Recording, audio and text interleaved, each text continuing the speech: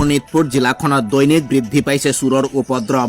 ইয়াকে লৈ শনিবাৰে নিশা 9 বজাত ঢেকিয়াজুলিত উপস্থিত হৈ ক্ষোভিত হৈ পৰিলে কৃষক মুক্তি সংগ্ৰাম সমিতিৰ শোণিতপুৰ জিলা সমিতিৰ সাধাৰণ সম্পাদক আৱাল হুছেইন। উল্লেখ্য যে বিগত কিছুদিনৰ পৰা শোণিতপুৰ জিলাৰ বিভিন্ন আৰক্ষী থানা এলেকাত চোৰে মঠ মন্দিৰৰ লগতে কৃষকৰ গোহালিৰ পৰাও চুৰি কৰি নিছে গৰু। ইয়াকে লৈ ঢেকিয়াজুলিত উপস্থিত হৈ ক্ষোভিত হৈ পৰে কৃষক মুক্তি সংগ্ৰাম সমিতিৰ নেতা আৱাল হুছেইন। লগতে চোৰক নাকি লগোৱাৰ দাবী জনালে নেতাজনে। কিছুদিন ধৰি চাবলৈ পাৰিছোঁ যে শোণিতপুৰ জিলাৰ বহুকেইখন থানাৰ এলেকাৰ অন্তৰ্গত চোৰৰ বহুত উপদ্ৰৱ বাঢ়িছে। কাৰোবাৰ ছাগলী চুৰ কৰিছে, কাৰোবাৰ গৰু চুৰ কৰিছে, আনকি মছজিদ মন্দিৰলৈকে তেওঁলোক সোমাই চুৰ কৰিব ধৰিছে।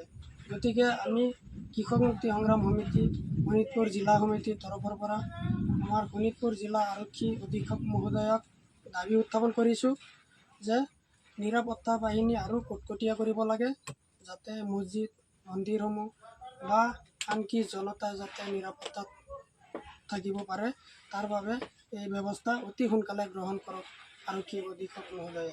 তাৰ বাবে আমি দাবী উত্থাপন কৰিছোঁ। ধন্যবাদ।